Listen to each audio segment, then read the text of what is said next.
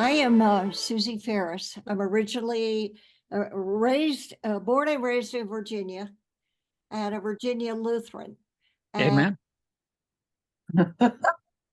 so what we're going to look at is a sprinkling of examples on business and faith, ethics, and the intersection of all of them, but how they intersect. I'm going to give you a little bit of an overview and a sense of how my faith developed and as a Virginia Lutheran, and look at a little bit of the theological side, look at a couple examples of current disconnects in business, and then I'm going to show you what I'm up to right now and how my faith will intersect with my startup.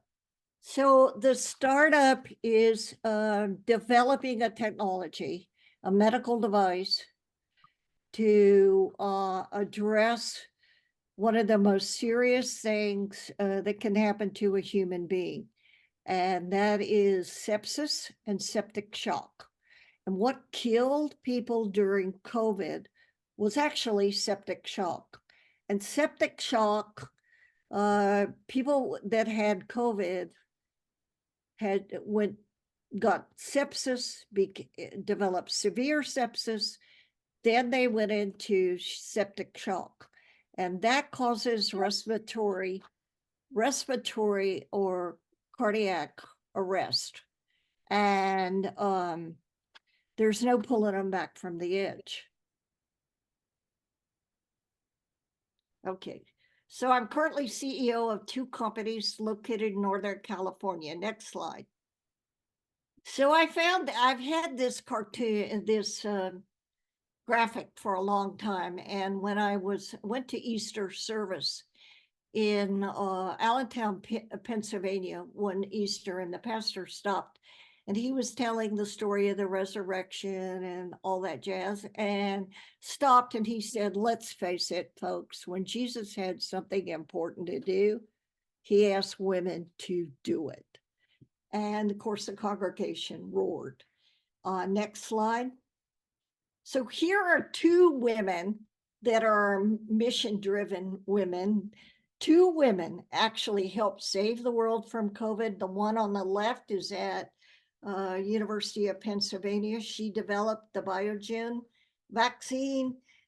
The gal on the left lives about 50 miles from me at University of California, Berkeley. She developed the technology that's used in the Pfizer vaccine, but that technology is now being developed for diabetes, certain forms of cancer, and other congenital diseases. So that technology, the people that refuse that vaccine, eventually they're going to get that technology in one way or the other. Next slide. So here me. Nobody told me I was a girl. I grew up in Virginia. My parents were very advanced for their age. They didn't tell me I couldn't do what I needed to do as a human being. Next slide. So I'm Lutheran to the core. The Amorines in Virginia are my family, but my great-grandparents, my great-great-grandparents, and all of my family, they're Lutherans back to their German roots. And they joined St. Mark Lutheran in 1921, and our entire family went there. Now, next slide. So I'm social justice to the core. These are my grandparents, my Faries grandparents, and they helped settle southeastern Colorado. But my grandfather, who had owned slaves in North Carolina, actually sat on the porch of the ranch and taught Mexicans and the American Indians to read, write, and do arithmetic, and he was ostracized. But those stories surrounding their interaction with that southeastern Colorado community, I heard from a child. Next slide. So I covered my bases. I did my undergrad with the Lutherans at Roanoke College, but my graduate work with the Jesuits. I am Alpha Sigma Nu with the Jesuits, which means academic achievement, dedication to Jesuit principles, but also dedication to graduate work. And that built the foundation of values, ethics, social justice, and ministry. Next slide. So I founded 4 companies: SMS Health, SciMed Partners, located here, Anova Medics, and then my current venture, Vidar Medical. And when I was in Virginia, I worked with the Division for Congregational Ministries to produce evangelism, national evangelism materials, lots of them. Next slide. In all 4 companies, my vision and mission were the same: to be agents for change and to alleviate pain and suffering. And I live in an area of the world where people don't take no for an answer. They look at stuff, we can change it.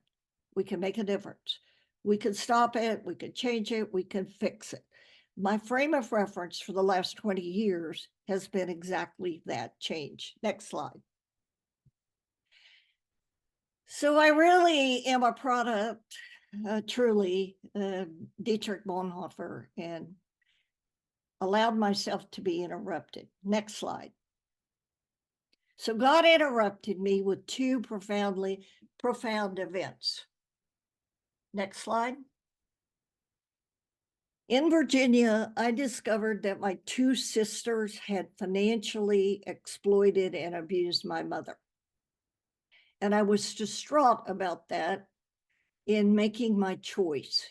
And Pastor Willis Buck Buchanan, who was mission pastor at St. Paul in Roanoke, grabbed me and he said, "Look, it's about the waters of your baptism, not the blood in your veins." We ended up changing the law in Virginia, and the law nationally, almost all states have adopted some variation of the change in that law. Next slide. Second was 9/11. I was vice president of American Medical Response in Denver. We provided the emergency medical services care on 9/11. We sent 300 vehicles into New York City. We didn't bring a soul out. What I saw were coworkers, a business environment where people freely came to the aid of other people without regard to risk for their own life, their own safety, but were there to save other people. Next slide. So I've had this conversation with Pastor James Armentrout, who's the pastor at St. Mark, many times, that I saw COVID as an opportunity and actually a framework for a second Reformation. Next slide. However, like Buck used to say, God gave the theological truth to the stingiest blankety blanks on earth, and he would laugh. But what he meant is we're not very good about sharing our faith. We have best educated clergy. We have solid theology. We have great service frameworks, but we don't share it as we should. Next slide. So here's an example of what I call the Second Reformation. If you have access to YouTube, I would sincerely recommend you take a look at, this is Reverend Ed Trevors. He is an Anglican priest in Nova Scotia at the parish of St. Margaret of Scotland. When I found Reverend Ed, he had about 5,000 subscribers. If you look down the left hand, he has 29,000 subscribers. What he does is relate everyday situations, everyday faith challenges, everyday ethical challenges, everyday political or just everyday situations to where people are. They're 8-10 minute, little 8-10 minute vignettes. But what he does is on midweek, he has a chat. On Saturday evening, I can attend Saturday evening Compline, long distance, Nova Scotia. On Sunday afternoon, I attend Bible study in Nova Scotia. Next slide. We won't take time, but when I distribute the thing, this is about, they have been able through their ministry to employ a mental health counselor and this video is Reverend Ed telling people, if you're lonely, call us. If you're afraid, call us. If you have a question, call us, contact us. We're there for you. Next slide. So I'm going to show you a few things that connect for me as far as my vocation. I have never gotten up a morning in my life that I haven't thought about what good work can I do? What life can I save? What can I contribute? I heard that as a child and I'm replicating it as an adult. This is a good book. It's inexpensive and on Amazon. Next slide. And here's how I kind of think about going about our daily task, our task in business, that our vocations are really mask of God. Every time I look in the face of somebody doing a job, I like to think, how are they expressing their faith? How are they sharing that faith? How are they talking about? How are they serving other people? And God ministers to us through them, and it's hidden in every day. I believe we're called to a greater ministry, not just church, not just pastors, but as ordinary people. Next slide. So this is working for our neighbors. It's I have the link if anyone wants it. But again, Luther outlining as a parent, spouse, church member, citizen, worker, we live out our faith. Next slide. And here is, we become who we are by growing in faith, and we live out our faith in our vocations and our spiritual values. Next slide. So here we are, and it's not about just doing our job, but how do we express ourselves through being servants as faithful Christian human beings? Servant leadership. Next slide. So let's talk about some big disconnects. And I'm going to use a couple of examples that you may or may not be familiar with. Next slide. So this is river blindness. Some of you have heard about this. Next slide.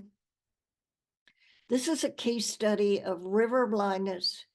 It's caused by a parasitic worm, causes blindness. The worm actually eats across the human's eyeball and blinds them. Merck had a drug, Mezacan, that was the cure. The link below will give you that case study. Next slide. So they gave the drug away free. They decided it wasn't profitable enough. It's called an orphan drug. It wasn't profitable enough. There wasn't enough usage to commercialize it. They created a foundation, and then they later collaborated with the Carter Foundation to ensure that river blindness went away. Now read very quickly what this company, what Merck, decision was grounded in what they say their core values: preserving human, improving human lives, committed to high standards of ethics and integrity, dedicated to scientific excellence, expect profits, but only that satisfy customer needs and benefits, and recognize their ability to excel. Next slide. But here's the disconnect. The US has some of the highest drug prices in the world. Big Pharma is still fights the price negotiation for seniors. Big Pharma, and this is why my current company, my SciMed Partners does not take pharmaceutical companies. They do something called pay to delay. So if there's another competing drug, they pay off the biotech company, the pharmaceutical company, to delay commercialization or to delay the drug being converted to a generic drug, which makes it very, very cheap and competitive. And Big Pharma collaborates with venture capital on drug development. In effect, they're betting with large scale, multi-million-dollar venture capital, billion-dollar venture capitalists to win or lose. If they lose, you don't get the drug. Next slide.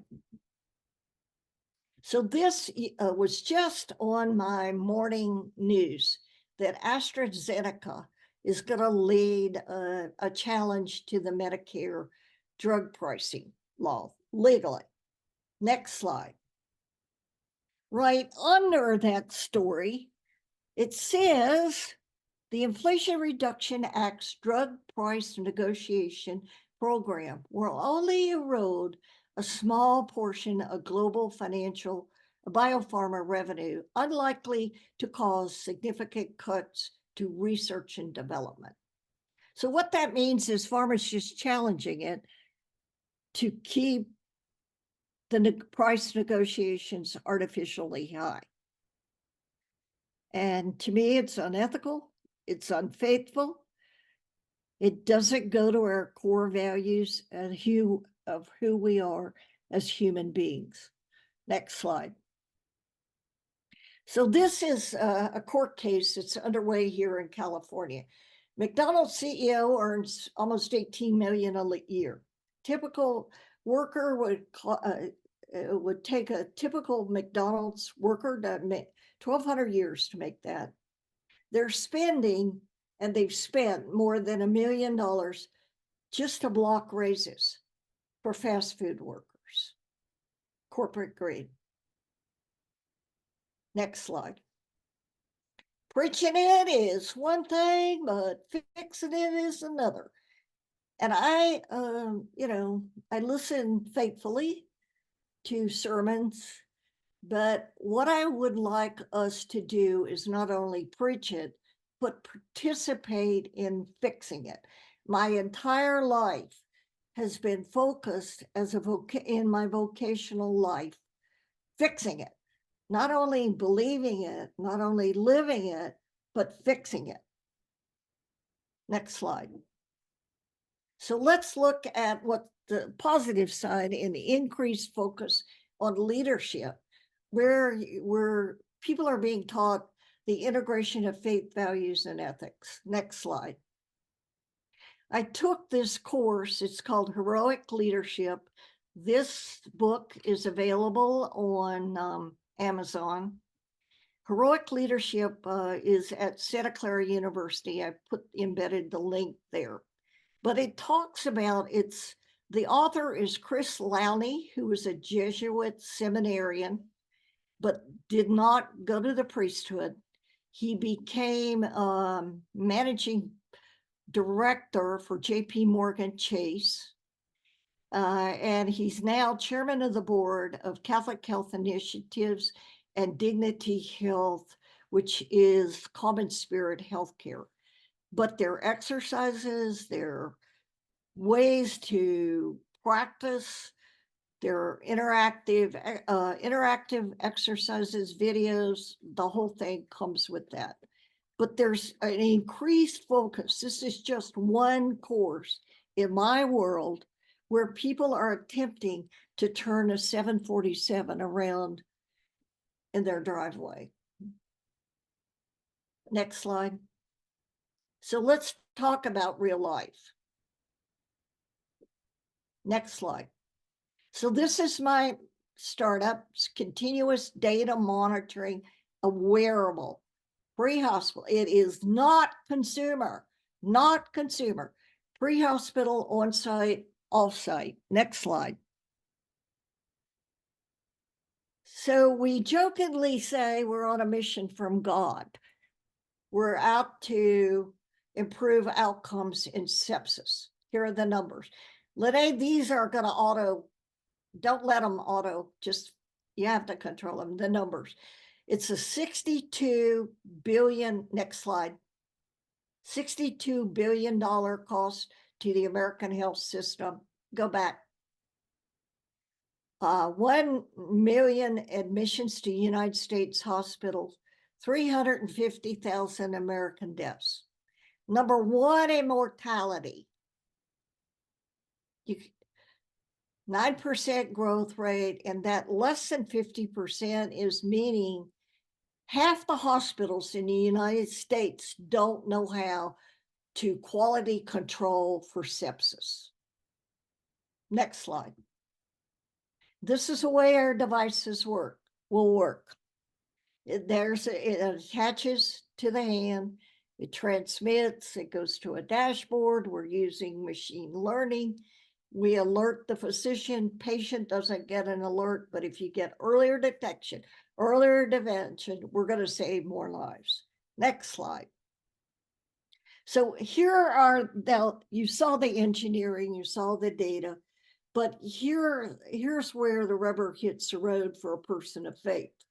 If you're poor, you're a person of color, you don't have access to health care, or you just happen to live in a wrong community, you're going to die. And if you're a newborn, pregnant women, people in low resource settings, you're going to die. Next slide. So this is a map of where the highest incidences of rates of sepsis deaths occur. And right where you think, where people the poorest, they're the people of poor of color, little access to health care, resistant governments, resistance everywhere, and they're dying. If you live in one of those states, and some of my friends say, well, you're kind of screwed if you live in the South. You kind of are, because of the resistance to change, the resistance to bring technologies to people that can save lives. Next slide. This is a map. Now, we use these slides in our pitch deck for funding. You can see along that Virginia border, this was a study done by University of Alabama, Birmingham. And you can see where the most people are dying. You can see along that Virginia border, up in this Tennessee, West Virginia, down in Georgia, Alabama, Mississippi. So these are where people are dying. They have no resources. They have no access to health care. And that's an abdication of our faith. So our team, comprised of physicians and scientists, we have people just working on this simply because of the mission. And we're about 2 years, probably, from commercialization. So next slide. This is where sepsis is globally. If you think it is, after we commercialize the United States, we'll take it globally. This is World Health Organization data. So people in the poorest of the poor locations will die a horrible death, cardiac or respiratory arrest of sepsis. We have other applications to the device. So in conclusion, next slide. I believe in preaching it, living it, and fixing it, and essentially wearing the mask of God. Do I have questions? I think that many of us, see these injustices in the world as you identify them. but we think, what can one person do? And One, and I I would thought love about, to right. suggest. Okay. I thought about that when my mother's court case in Virginia. And I was invited to testify in the United States Senate Subcommittee on Aging. And I told I was working for another company. And the guy said to me, "What do you think you're going to change? You're going to go up to Congress. You can't change it. You can't change it. I'm living proof you can change it. My mother's my mother's name is in the congressional record. And we changed it to protect from abuse of power of attorney and other restrictions that are now national law. I don't believe it, like those women that I showed you guys at the beginning, those two scientists, they changed the world. Two individual women changed the world with that vaccine. Dr. Doudna will probably change the face of cancer for us all with her research. So one person, I never get up and like, this was my idea about this device. And I've been able to engender other people to buy in. Now, I want to add something that's kind of amazing to me. When a startup goes out for funding, we need a lot of money, right? You need a lot of money. Guess who gave us their first money? Lutheran World Relief. The Jesuits. Ah, The Jesuits looked at yes, right, Nancy, one life, you save one life at a time, right? And tonight, in an emergency rooms anywhere, a doctor is not going to be able to save that life because they don't have the proper technology. They kind of put together technologies to estimate whether or not someone is going to code. And we need to do better than that. Other questions? All I want to say, first of all, is preach it. I wanted to hear what you had to say, and I didn't know what you were going to say.